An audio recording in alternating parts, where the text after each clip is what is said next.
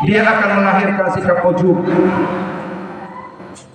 Al-ijabu bil amal, itulah salah satu yang menghalangi seseorang itu menjadi orang saleh. Laula khamsa bi khisalin, kata Imam Ali, kalaulah tidak ada khamsa khisal, 5 hal pada diri seseorang, kullu nasin, setiap manusia, la saran nasu kulluhum salihin, mereka semuanya akan menjadi orang saleh. Tapi ketika mereka memiliki 5 sifat itu pada diri mereka, khamsa khisal, mencegah mereka jadi orang saleh. Apa di antara yang 5 itu, Bapak Ibu?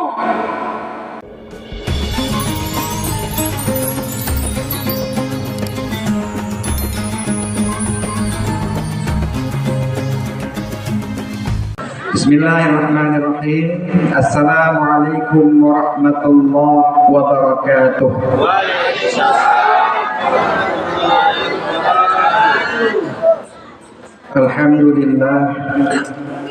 Alhamdulillahilladzi asra bi'abdihi laylan minal masjidil haram ilal masjidil aqsa. Asyhadu an la ilaha illallah wahdahu la syarika lah wa asyhadu anna Muhammadan 'abduhu wa rasuluhu alladzi la nabiyya ba'dahu. Allahumma salli wa sallim wa barik ala sayyidina Muhammad wa ala alihi wa sahbihi ajma'in wa man tabi'ahum bi ihsani ila yaumiddin, amma ba'd. Yang kita hormati bersama Bapak Kepala Desa beserta jajaran BKM Imam Khatib Bilal beserta seluruh pengurusnya. Kemudian Al-Mukarram Akhina Al-Karim Ustaz Iswat Al-Qari bisautil azim yang sudah melantunkan ayat lantunan ayat suci Al-Quran. Kemudian yang dimuliakan Allah, tokoh agama, tokoh adat, tokoh masyarakat, segenap kaum muslimin wal muslimah, sidang peringatan Isra dan Mi'raj dan penyambutan bulan suci Ramadan. Terkhusus teristimewa kepada panitia pelaksana yang alhamdulillah setelah beberapa kali kami mengisi dalam bulan ini, dan insyaallah masih ada 5 jadwal lagi dalam minggu ini sound sistemnya luar biasa. Ini tak kecil, kaliber kabupaten ini kecil, ya luar biasa ini. Kita bernafas pun terdengar di sana ya kan? Tetap apanya ya? Kita mendengar lantunan ayat suci Al-Quran tadi kalau 2 jam selalu kita dengar tadi. Karena soundnya bagus, sangat bagus. Alhamdulillah, barakallah. Luar biasa. Segala puja dan puji kita persembahkan kepada Allah Azza wa Jalla yang telah merahmati kita, memberikan kepada kita nikmat dan karunia-Nya, dan semoga Allah limpahkan terus nikmat itu dan karunia itu dengan tujuan agar kita mensyukurinya, dan semoga Allah menyampaikan niat dan doa kita untuk sampai dan dapat bertatap muka langsung, berhadapan langsung dengan syahrul mubarak, syahrul Ramadan, insyaallah. Bersalawat kita kepada Rasulullah Muhammad sallallahu alaihi wasallam wa alihi wa sahbihi ajma'in, yang beliau pada malam ini kita memperingati perjalanan yang maha dahsyat, Isra dan Mi'raj. Semoga dengan ini kehadiran kita di sini dapat menambah kesadaran kita sebagai umat beliau, menghidupkan sunnah-sunnah beliau, terutama di akhir zaman ini, dikala sunnah beliau sudah banyak yang semakin padam. Bapak-bapak, ibu-ibu, hadirin wal hadirat rahimakumullah, saya tidak ceramah tetapi lebih kepada kajian. Kalau kita melihat peringatan Isra dan Mi'raj secara umum, bapak-bapak, ibu-ibu, perjalanan Isra Nabi itu dari Masjidil Haram ke Masjidil Aqsa Laila pada malam hari, kemudian berangkat sampai ke Sidratul Muntaha, mendapatkan perintah 50 waktu salat, kemudian dalam proses itu berkurang dan berkurang menjadi 5 waktu salat. Itulah yang kita laksanakan selama ini. selesai khatam, tutup kitab, pulang. Itu Isra Mi'raj. Nah, itu secara global. Sekarang mari coba kita lihat sedikit demi sedikit perjalanan Isra dan Mi'raj. Bismillahirrahmanirrahim. Bermula. Subhana, diawali oleh lafaz zikir takjub, zikir untuk takjub, ajib, takjub. Subhana. Bapak-bapak, ibu-ibu, ada dua jenis zikir yang sering kita salah di dalam menggunakan di dalam kehidupan kita ini, antara subhana dengan masya Allah. Nah, itu kadang-kala bukan salah, tapi kurang tepat di dalam penggunaannya. Jadi ketika Ustaz kita Tori Iswan membacakan Al-Quran, begitu suaranya bagus, ya, suaranya bagus Bu, orangnya bagus, bagus nggak orangnya Bu? Ganteng kan? Ganteng, suaranya pun bagus, orangnya ganteng. Udah nikah Ustaz? Hah? Belum. Beda dengan saya, suara pendek, napas pendek, muka jelek. Beda. Nah, ketika beliau tadi melantunkan ayat suci Al-Quran, kita mendengarkan, tersebutlah Allah, ya tadi ya, Allah. Kenapa kita menyebut Allah ketika orang membaca Al-Quran atau ketika kita mendengarkan ayat suci Al-Quran? Adakah dalilnya? Di sini nanti kita sampaikan. Pertama, subhanallah. Kata subhana menurut para ulama digunakan untuk mensucikan Allah dikarenakan ada sesuatu yang takjub. Yang takjub itu kemudian diingkari atau diragukan oleh orang lain. Maka kita menyebut maha suci Allah dari pengingkaran atau keraguan yang dilakukan oleh para makhluknya. Maka peristiwa Isra Mi'raj itu perjalanan yang luar biasa. Kemudian ada yang meragukan, betul nggak tuh? Maha suci Allah dari yang kalian ragukan kalau seandainya kalian meragukan. Itu subhanallah. Kalau masya Allah Bapak Ibu, takjub kita pada sesuatu ciptaan Allah untuk mengisyaratkan rasa syukur. Ini yang persoalan. Di dalam surah Al-Kahfi Allah mengingatkan, walaula idh dakhalta jannataka qulta ma syaa Allah la quwwata illa billah. Kenapalah tidak engkau ucapkan ketika engkau masuk ke dalam kebunmu, engkau mengucapkan masya Allah la quwwata illa billah. Itu Bapak Ibu, doa masuk kebun. Jangan tidak tahu doa, ya. Doa masuk ke kebun. Untuk apa doa ini? Untuk apa zikir ini diucapkan? Nah, ini dulu Bapak Ibu, ini di kampung saya dulu, entah masih ada ini sekarang, wallahu a'lam, saya nggak tahu lagi. Kalau ada anak-anak kita yang masih kecil, umur 2 tahun, 3 tahun kan, itu kita gendong, datang tetangga, aduh cantik sekali anak ini, bilangnya, dicubitnya, betul pipinya kan, anaknya cantik, gantung sekali anaknya. 3 hari kemudian itu anak sakit. Ya Bu, ada seperti itu. Udahlah, nggak usah dipuji-puji sekali. Memang cantik anaknya, masih baik, nggak usah dipuji-puji sekali. Nanti sakit dia. Kenapa si anak kecil itu sakit dikarenakan pujian? Nah, inilah persoalan Bapak Ibu. Kata Rasulullah, al-ainul haqq, penyakit ain itu benar adanya. Al-ainul haq, penyakit ain itu benar adanya demi Allah, kata Rasulullah. Maka Rasulullah pernah mengobati Hasan dan Husain terhadap penyakit ain.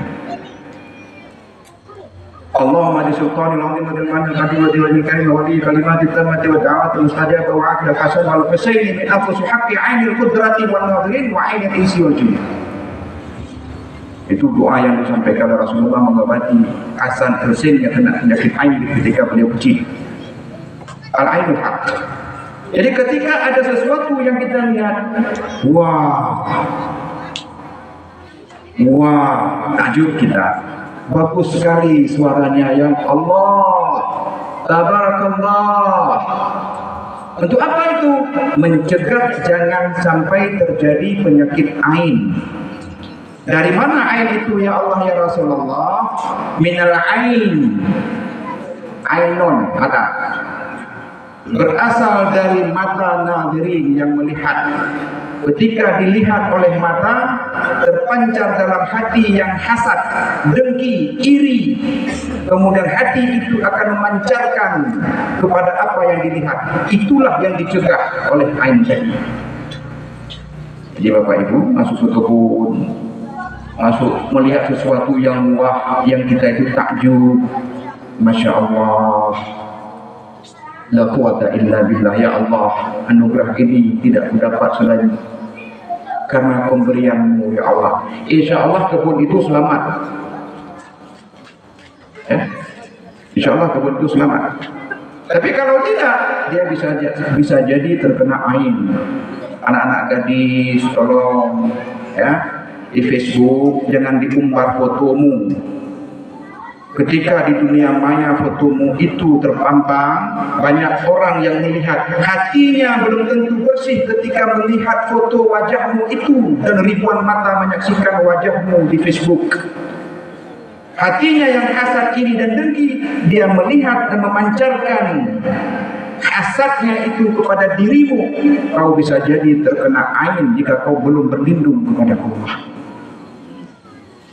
Jadi ketika kita ada sesuatu yang takjub, supaya tidak terpancar ain, Masya Allah, tabarakallah, nah itu yang diucapkan. Supaya apa? Supaya anak tadi tidak sakit, supaya yang dilihat itu tidak terjadi sesuatu yang tidak diinginkan.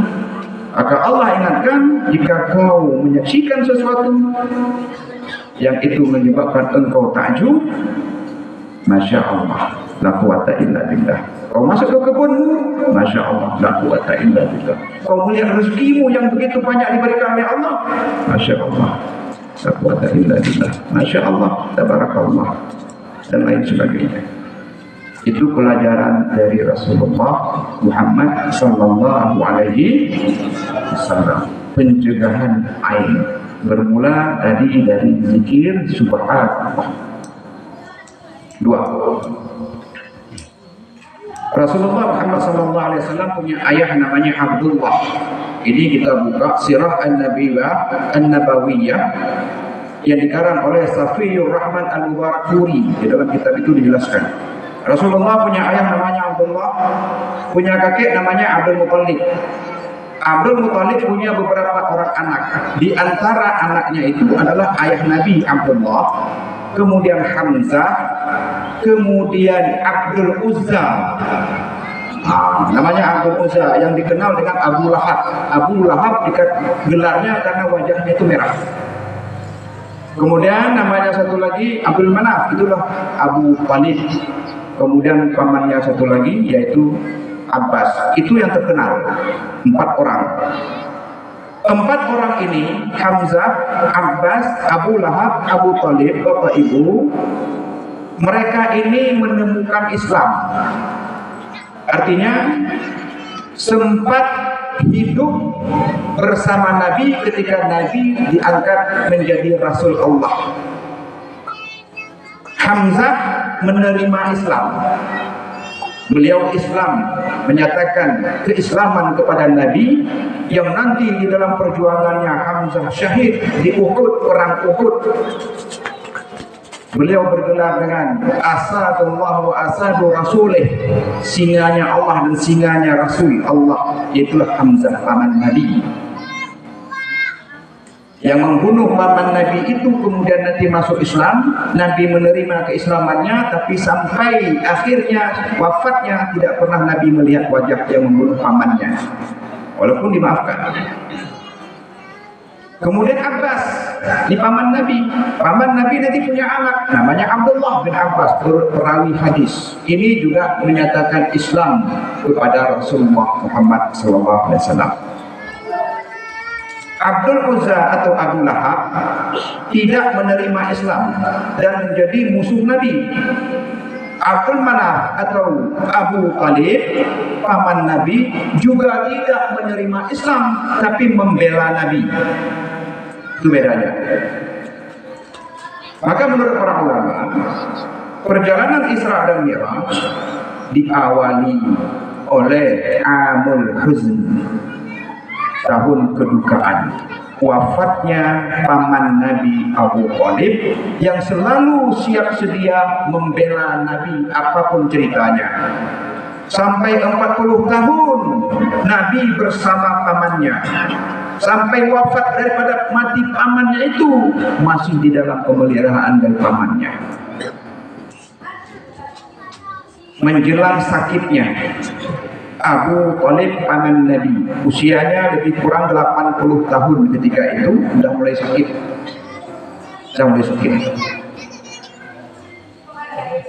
Mendengar pamannya ini sudah mulai sakit, maka Nabi datang ke rumah pamannya. Atan Nabi sallallahu alaihi wasallam ila baiti ammih. Nabi datang ke rumah pamannya itu.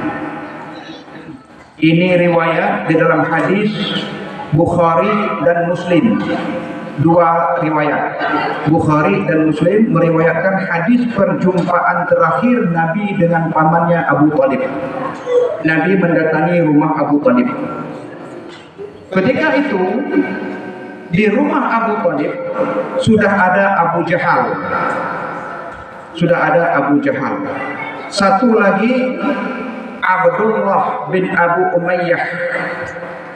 Berdua, Abu Jahal dan Abdullah bin Abi Umayyah sudah ada di sana, di samping Abu Talib yang sedang sakit keras. Datanglah Nabi duduk di samping pamannya.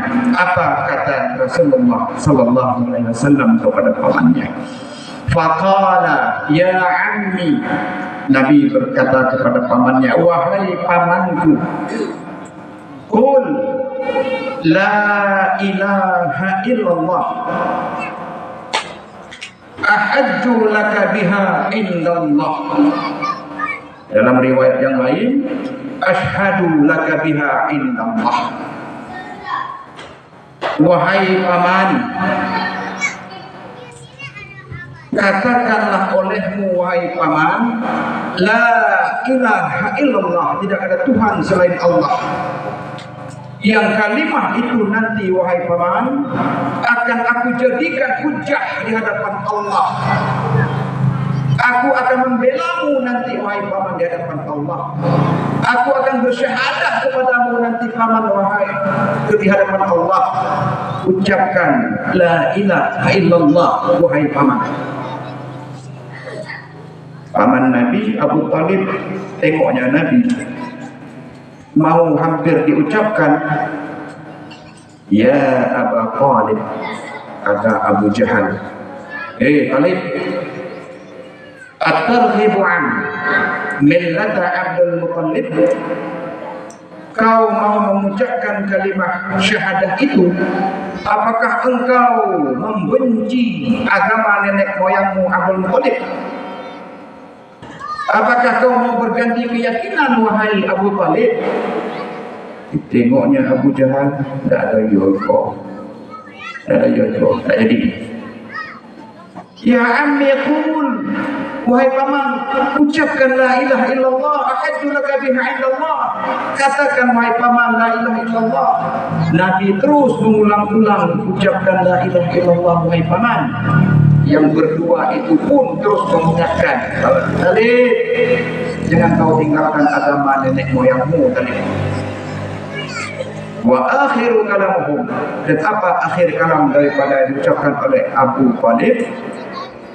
Baqiyah an millati Abdul Muttalib, tetap berada pada keyakinan millah nenek moyangnya, putus nyawanya terbang dalam keadaan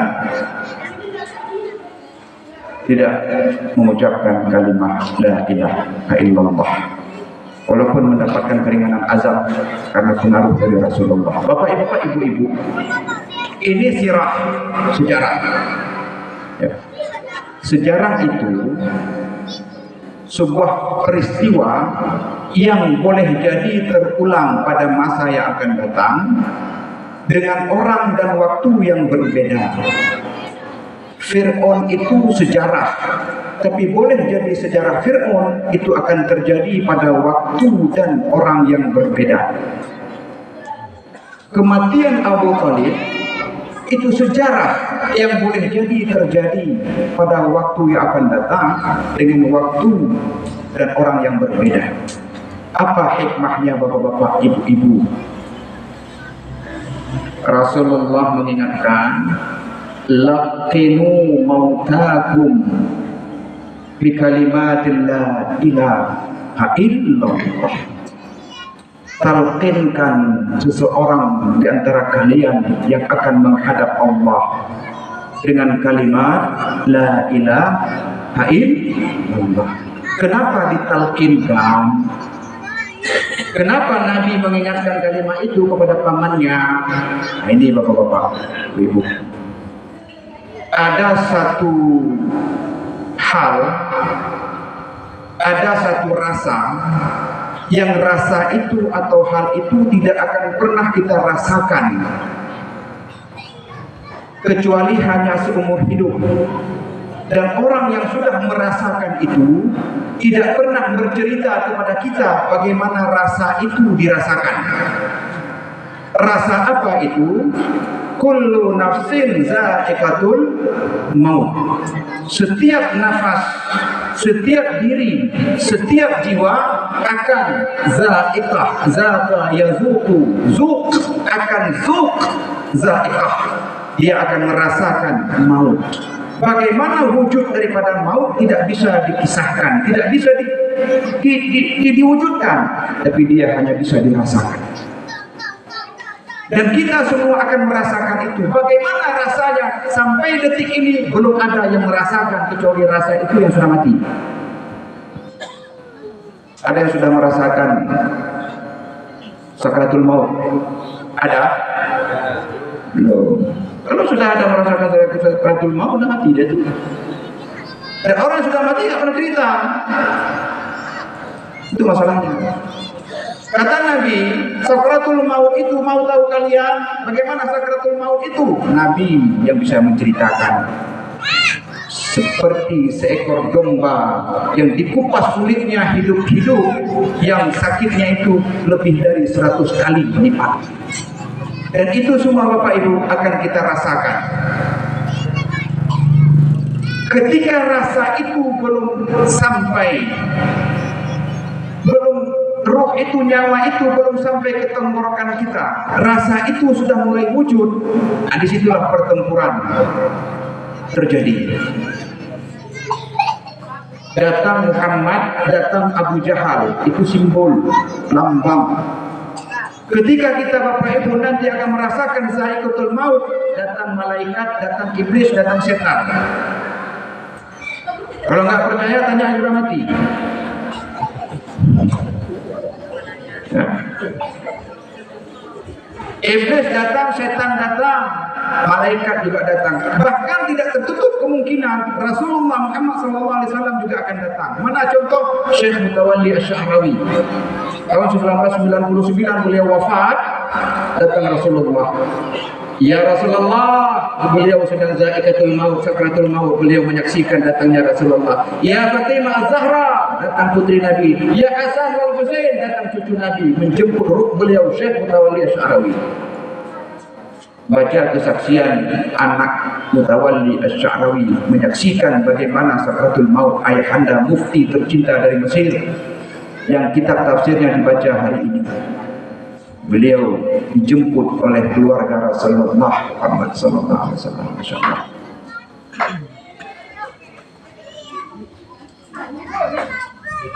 datang. Malaikat datang, setan datang. Untuk apa datang? Malaikat akan datang untuk membantu kita di dalam lafaz la ilaha illallah. Setan datang untuk apa? Menghalang kita mengucapkan la ilaha illallah. Siapa orang yang akhir kalamnya la ilaha illallah, dakhalal jannah, masuk surga. Itu yang diantisipasi oleh iblis dan setan. Jangan ucap. Makanya bapak-bapak ibu-ibu sering bukan semua, entah macam mana di sini saya tidak tahu. Ketika orang mau sakratul maut, suaminya mau mati ini, apa satu dua lagi datang bininya, oh bang, minta maaf kau ya bang, minta maaf kau ya bang. Ada macam itu bang, ada macam itu juga kalau bininya yang sudah sakratul maut, oh dek, kamu udah alas selingkuh mau apa petang, minta maaf kau ya. Di situ minta maaf. Di situ minta maaf. Jangan kau ganggu istrimu, jangan kau ganggu suamimu, jangan kau ganggu ayah ibumu yang sedang melepaskan ruhnya, yang sedang bersyahadah. Siapa yang disyahadahkan itu?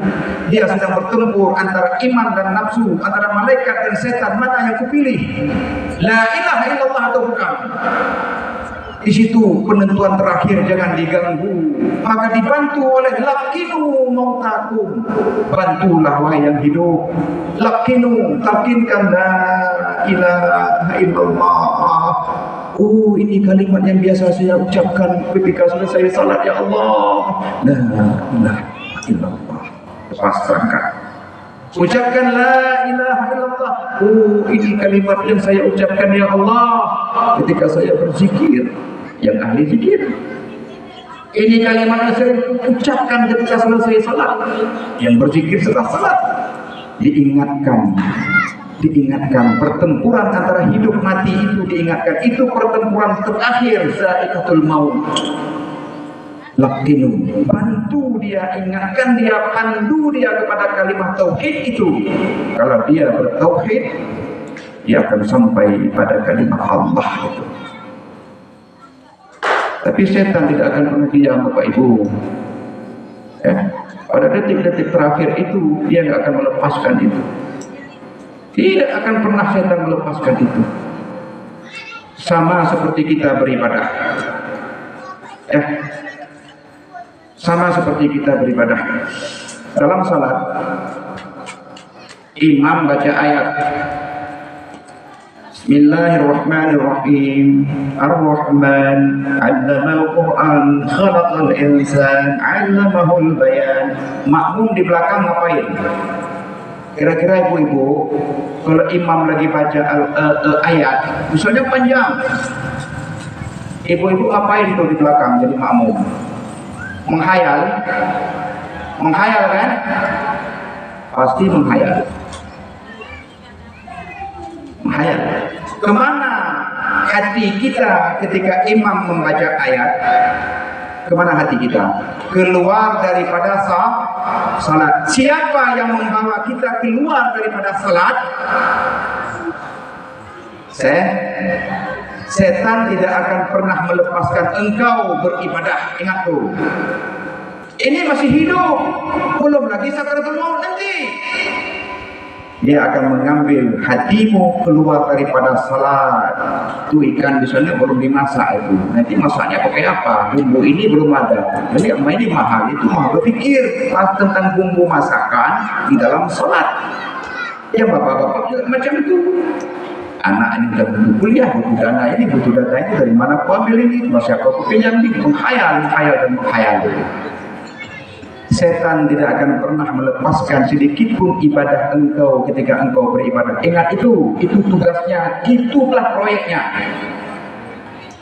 Nggak ada lain tugasnya tuh. Nggak ada lain setan itu. Digoda kita, diganggu kita sejak berwudu. Maka siapa orang yang bersungguh-sungguh di dalam wudunya, pastilah dia akan bersungguh-sungguh di dalam salatnya. Kalau nggak percayalah, cobalah. Siapa orang yang bersungguh-sungguh kamar mandi di tempat wudu untuk berwudu, pastilah dia akan bersungguh-sungguh di dalam salat. Kenapa? ambo ko alam menjawabku sungguh-sungguh. Rugi kalau salat saya enggak sungguh-sungguh. Wudu itu akan mengantarkan pada kesungguhan dalam salat. Tapi kalau wudumu asal-asal itu juga akan mengantarkan kepada salat yang asal-asalan. Bermula dari wudu yang sungguh-sungguh. Bismillahirrahmanirrahim.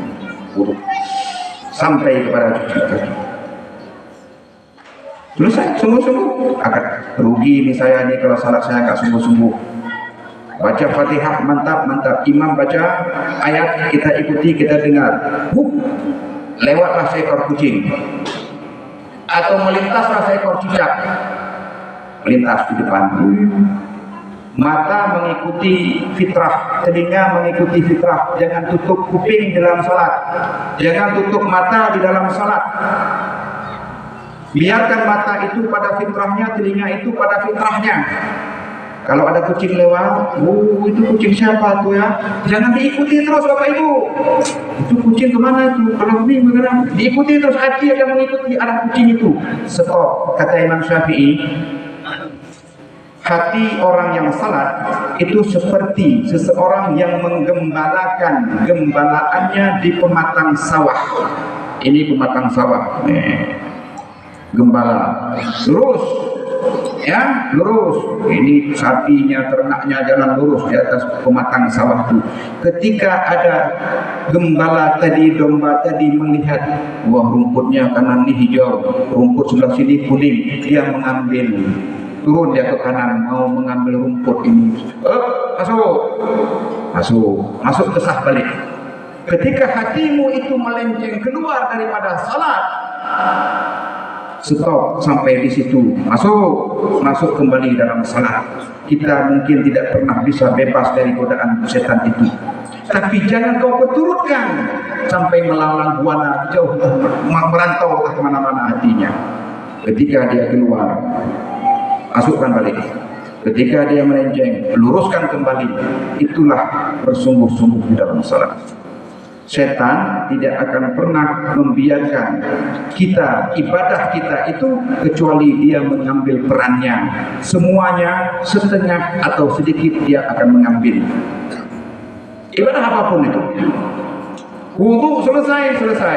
Sempurna. Salat. Wah, gak berhasil digoda oleh setan. Selesai dengan sempurna, selesai. Setelah salat, itulah kerjaan setan cilako itu. Dari awal sampai akhir itu dijaganya bapak-bapak, ibu-ibu. Dia akan melahirkan sikap ujub, al-i'jabu bil amal. Itulah salah satu yang menghalangi seseorang itu menjadi orang saleh. Laula khamsa bi khisalin, kata Imam Ali, kalaulah tidak ada khamsa khisal, 5 hal pada diri seseorang, kullu nasin, setiap manusia, la saran nasu kulluhum salihin, mereka semuanya akan menjadi orang saleh. Tapi ketika mereka memiliki 5 sifat itu pada diri mereka, khamsa khisal, mencegah mereka jadi orang saleh. Apa di antara yang 5 itu Bapak Ibu? Al-ijabu bil amal, ujub di dalam amal. Itulah para setan tadi. Selamat kita wudu, selamat kita dalam salat, ditimbulkan ijab, ujub.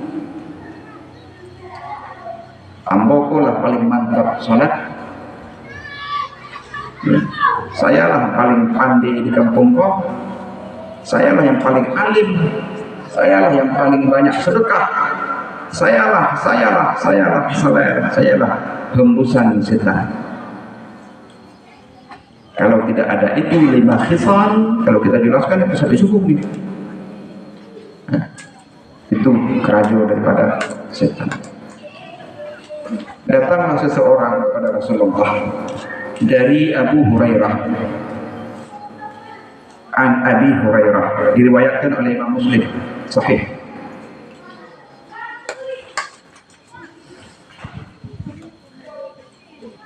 Atar rajul lin Nabi, seseorang laki-laki dan mendatangi Nabi. Farajulun a'ma, laki-laki yang datang kepada Nabi itu adalah seorang laki-laki yang buta, a'ma, buta. datang kepada Rasulullah. Faqala, untuk apa dia datang? Untuk mempertanyakan. Kemudian dia berkata kepada Nabi, ya Rasulullah, ya, inni qa'id, laisa li yuqa'idun ila al-masjid. Aku ini seorang yang buta ya Rasulullah, yang tidak ada gaib itu gaib. Itu gaib itu dari bahasa Arab, Bapak Ibu. Gaib itu adalah gaib. Dicuri oleh orang barat, jadi gaib. Dalam bahasa Arab gaib. Gaib itu apa? Pembimbing. Aku ini orang buta ya Rasulullah. Aku tidak memiliki pembantu gaib yang memanduku, mengantarkan aku kepada masjid untuk salat.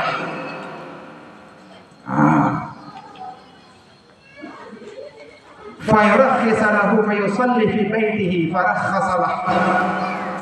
Orang sahabat laki-laki yang buta tadi meminta keringanan kepada Rasulullah. Ya Rasulullah, aku buta, aku tidak punya orang yang mengantarkan aku ke masjid. Bolehkah aku meminta keringanan untuk tidak salat di masjid? Aku salat di rumahku saja ya Rasulullah. Fa yusalli fi baitihi farakhasalah.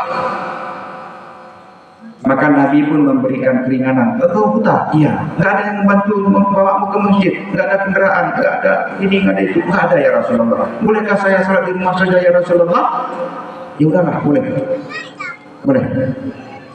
Ketika orang buta tadi berlalu di hadapan Rasulullah, falamma walla da'ahu, wahai fulan, mari dulu. Ketika dia berbalik, Rasulullah memanggil, "Ulang, balik dulu. Datang kemari. Kau tadi minta sholat di rumah?" "Iya." Apa kata Nabi? Dipanggil balik itu orang. "Atas ma'am tidak? Apakah engkau mendengar azan?" "Na'am. Aku mendengar azan ya Rasulullah." "Fa'ajib. Kau tetap wajib sholat di masjid. Kau tetap harus sholat di masjid. Matamu yang buta tapi telingamu tidak peka. Kau tetap ke masjid." "Baik ya Rasulullah." Sejak saat itu, sahabat yang buta ini, bapak-bapak, ibu-ibu, berazam, berencana dan bercita-cita, berniat dengan sekuatnya untuk melaksanakan terus salat di masjid. Istiqamah dia. Sampailah pada suatu masa kota Madinah itu diguyur hujan. 3 hari 3 malam hujan terus. Kemudian jalan termasuk masjid tergenang di luarnya, tergenang air, hampir banjir, tergenang, jalan itu tergenang. Sahabat tadi tetap berangkat ke masjid. Pada suatu subuh, ketika dia mau keluar untuk melaksanakan salat di masjid, masih rintik hujan, dia berjalan sendiri pakai tongkat. Karena gelap, hujan, kemudian jalan tergenang, ada lubang. Terperosok kaki kanannya ke dalam lubang, jatuh dia di jalan menuju ke masjid. Jatuh dia. Ketika dia jatuh, kita bangun, wah, agak lecet kakinya, sakitnya luar biasa. Ya Allah, ya Rasulullah, sakitnya luar biasa ini. Tapi saya sudah setengah jalan antara rumah dengan masjid. Apakah saya pulang atau tetap melanjutkan ke masjid? Dia tetap melanjutkan ke masjid. Berangkat, lanjut ke masjid, salat. Keesokan harinya, dia subuh keluar mau menuju masjid, datanglah seseorang memegang tangannya. "Ayo Pak, saya antar Bapak." "Kemana?" "Tapi Bapak mau ke masjid, mau salat kan?" "Iya." "Ayo saya antar." "Iya buta, nggak tahu." Ayolah, ayo naik apa? Avanza." Dulu nggak ada Avanza. Diambilnya tangan si yang buta sahabat Nabi tadi, dibawanya, sekejap sampai. Ya, ini biasanya setengah jam saya jalan ke masjid. Ini kok 5 menit sudah sampai. Sampai ke masjid. "Berapa? Sudah sampai di masjid, silakan sholat." "Kau nggak sholat?" "Oh, saya nanti." Dia sahabat tadi masuk ke masjid, yang mengantarkan tinggal di luar masjid. Nah, hari pertama. Hari kedua, ketika dia mau melangsungkan sholat subuh, jalan lagi, datang lagi orang yang sama kemarin. Pegangnya tangannya, ayo Pak, ke masjid kita sholat, ayo. Pegangnya sebentar, perjalanan kilat, segera sampai, cepat. Heran dia. Sudah sampai, sudah. Ayolah kita sholat. Udah Bapak aja sholat. Dia orang nggak sholat. Pada hari ketiga kembali diantar lagi sahabat Nabi yang buta ini, dipegangnya tangannya, cepat sampai ke masjid. Begitu sampai ke masjid pada hari yang ketiga, hari ini saya tidak akan melepaskan dirimu. Dipegangnya lah tangan orang yang mengantarkannya untuk melaksanakan sholat. Dipegangnya, nggak akan saya lepaskan tangan saya ini dari engkau. Man anta? Ditanya oleh sahabat Nabi, engkau ini siapa? 3 hari dan 3 kali engkau selalu mengantarkan saya ke masjid. Biasanya saya setengah jam, ini 5 menit sampai. Yang aneh lagi, kalau begitu sampai di masjid saya sholat, kau tak pernah sholat. Kau antarkan saya saja, tapi kau tak pernah sholat. Man anta? Kamu kau siapa? Nggak perlu itu Pak, nggak perlu, pokoknya Bapak kan bisa sholat, iya. Bukan Bapak kan sampai, iya. Pokoknya ada Bapak kan selamat, iya. Ya udahlah saya pulang aja. Tidak, saya lepas sebelum kau sebutkan siapa dirimu sebenarnya. Saya heran, bertekaklah di situ. Akhirnya betul-betul lah, saya nggak akan lepaskan.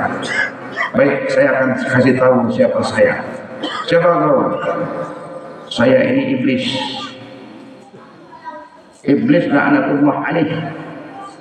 Lawannya bukan teman-teman, bapak-bapak, ibu-ibu. Ya, kalau kita ini masih kiri-kiri nih, nggak perlu turun. Raja mereka iblis itu nggak perlu turun. Kita ini masih kelas-kelas apalah ini ya. Ini sahabat Nabi langsung turun tangan iblis. Yang setan lain nggak mempan lagi ini. Turun tangan iblis langsung. Saya, kau iblis? Iya. Coba lihat KTP-mu. Untung ada nampak KTP Bapak Ibu. Wah, kalau sempat dikasih tahu KTP-nya, ketahuan tuh warga mana dia. Kacau orang kan? Kacau orang. Siapa gua di KTP-nya, mana? Untung masa itu nggak ada KTP. Kalau sempat ditanya, betul kau iblis? Betul. Gak bohong. Kali ini saya nggak bohong. Biasanya bohong. Kali ini saya nggak bohong. Baik, wahai iblis, kenapa kau antarkan saya untuk ke masjid dan untuk melaksanakan sholat? Bukankah tugasmu menghalangi orang yang sholat? Nah, ini Bu kuncinya Bapak Ibu. Seharusnya tugas iblis itu mencegah orang untuk tidak salat. Ini justru dia pula yang mengantarkan orang menuju salat. Rasalah minum obat engkau iblis. Ya. Coba cek dulu kita minum obat apa? Salah makan kau tidak indah. Obat alatas keras. Tidak salah indah. Betul kau iblis, betul. Kenapa kau antarkan saya ke masjid? Kenapa kau beri waktu saya, bahkan kau berkorban kepada saya untuk menghadap kepada Allah? Kau sendiri tidak mau menghadap Allah.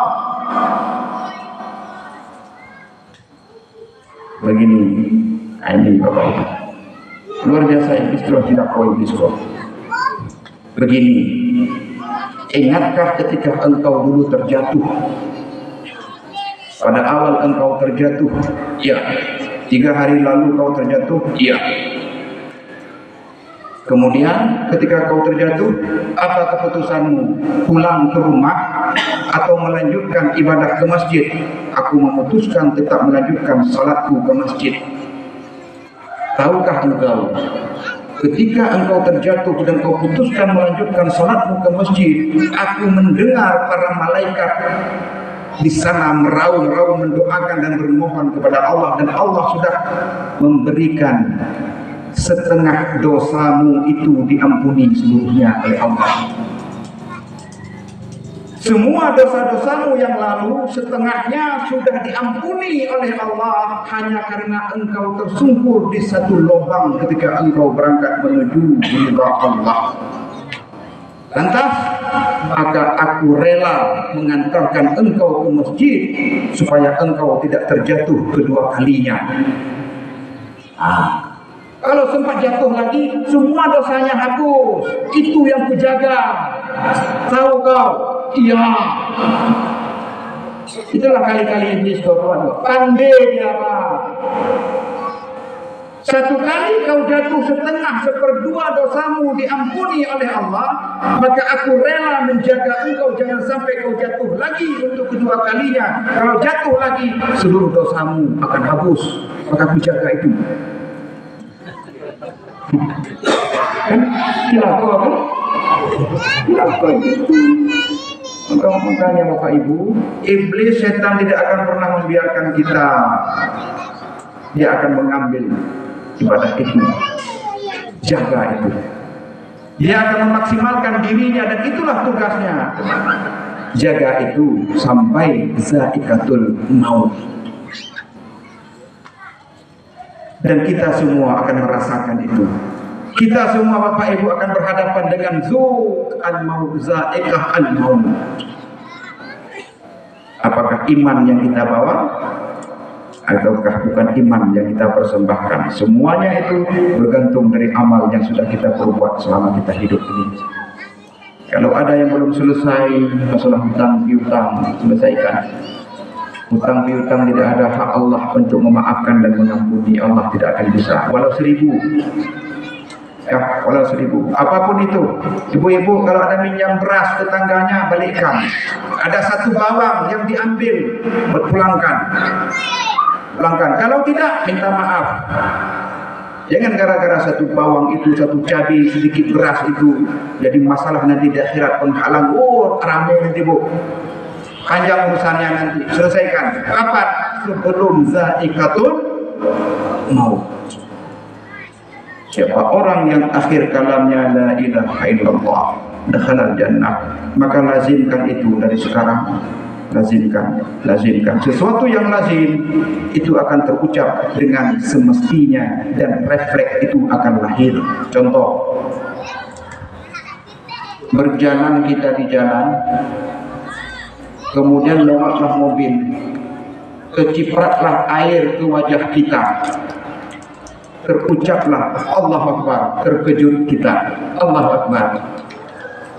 Terdengar kita suara yang indah, bacaan Al-Quran yang syahdu.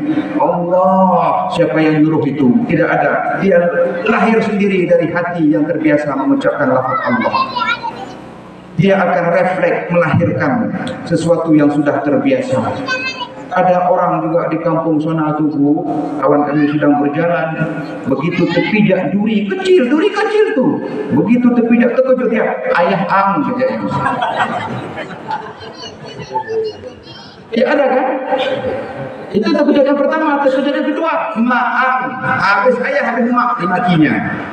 Padahal itu hanya paku kecil, kerikil kecil yang terpijak, habis ayah, habis emak dicaci dimakinya. Kenapa? Itulah lafaz yang lazim ketika hidupnya. Sesuatu yang biasa, maka dia akan terbiasa, maka itulah nanti yang akan melahirkan refleks ketika zaikatul maut. Paham Bapak Ibu? Malah jam berapa kok?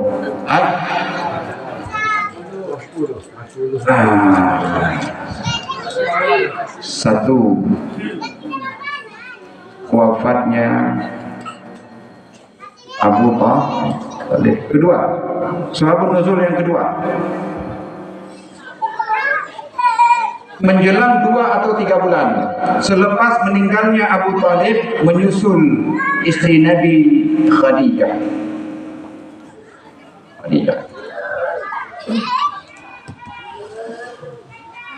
Luar biasa Bapak Ibu perjuangan dari Khadijah. Manusia pertama yang beriman kepada Rasulullah itulah Khadijah. Maka Nabi sangat menyayangi, mencintai Khadijah. Bahkan namanya pun sering diucapkan. Salah seorang ummul mukminin min ummahatil mukminin. Ibu dari ibu-ibu orang mukmin. Salah satunya yang pertama itu adalah Khadijah binti Khuwailid. Afdalun nisa, kata Nabi, sebaik-baik wanita di dunia ini, kata Rasulullah, ada 4.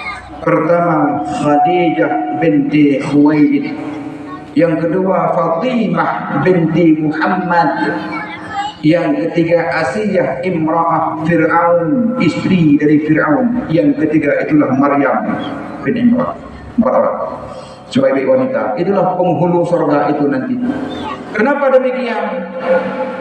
Orang kaya, terkaya di Makkah, 2/3 harta benda kota Makkah, kekayaan Makkah itu milik Khadijah. Milik Khadijah. Tapi ketika dia meninggal, wafat Bapak Ibu, hanya sepotong baju di badan dengan 83 tambalan. 83 tambalan. Ketika sakitnya sudah mulai keras, Khadijah berpesan kepada putrinya, "Ya Fatimah, kemari nak sebentar." "Ada apa bunda?" "Aku ingin berpesan kepadamu nak, wahai Fatimah, putriku sayang tercinta. Bunda nampaknya ini enggak jadi lama ya nak." "Ya bun." "Nanti kalau bunda sudah meninggal, bisakah engkau minta tolong kepada ayahmu?" "Apa yang minta tolongkan kepada ayah?" "Ya bunda, aku tidak berani menyampaikan, segan." Jadi Khadijah nggak banyak menuntut, Bu. Khadijah itu nggak banyak menuntut, Bu. Oh, Bu.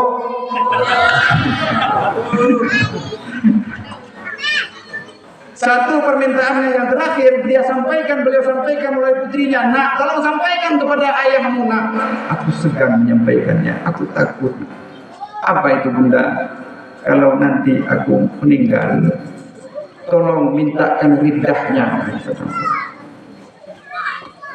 Tolong mintakan yang dipakainya, ridahnya itu, serban yang dia pakai, yang beliau pakai ketika beliau menerima wahyu, itu menjadi kafanku, wahai Fatimah."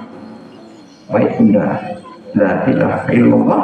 Wafat di pangkuan suami tercinta. Wafat di pangkuan suami tercinta. Kalau mau meninggal cari suami ya Bu. Ya. Kalau mau meninggal cari suami. "Bang, ambo kamu mati bang. Duduk apa situ? Mengapa? Bang pangku ambo bang." Nah, macam tu. Ya. Macam tu. Kerjakan dari kini lah. Jangan mego nanti pulang kerjakan terus. Sebelum tidur nanti bilang. Bila pula perlu tidur malam kau di pangkuan Bapak. Mana tahu bisa mati. Semoga kita dipanjang kaum semua ya Allah. Nah, wafatlah Khadijah yang mulia ini di pangkuan suami tercinta. Dalam Rasulullah berlinang air matanya, belum pernah beliau sedih dan menangis seperti tangisnya wafatnya istri tercinta. "Ya Khadijati, ya Khadijati, wahai Khadijahku, wahai Khadijah." Sedih luar biasa. Datanglah Fatimah sini nak. "Apa pesan bundamu tadi ketika dia berwasiat kepada engkau?"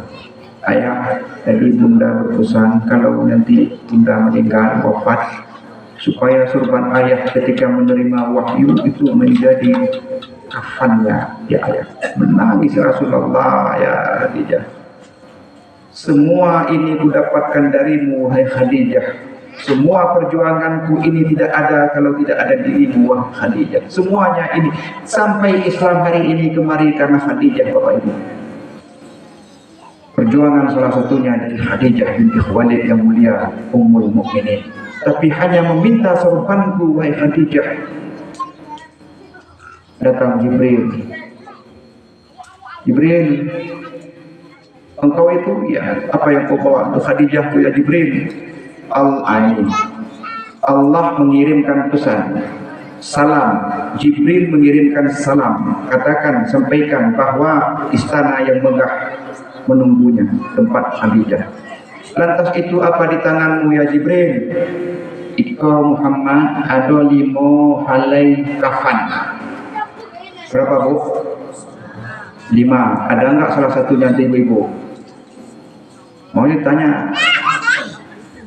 "Yang sehelai kau ya Muhammad, kafan untuk Khadijah, langsung dari sorga dibawa oleh Jibril alaihissalam." kafannya dari surga. Yang kedua ini untuk dirimu sendiri ya Rasulullah Muhammad. Yang ketiga untuk putrimu Fatimah. Yang keempat untuk menantumu Ali bin Abi Thalib. Yang kelima untuk cucumu Hasan. Jibril menangis.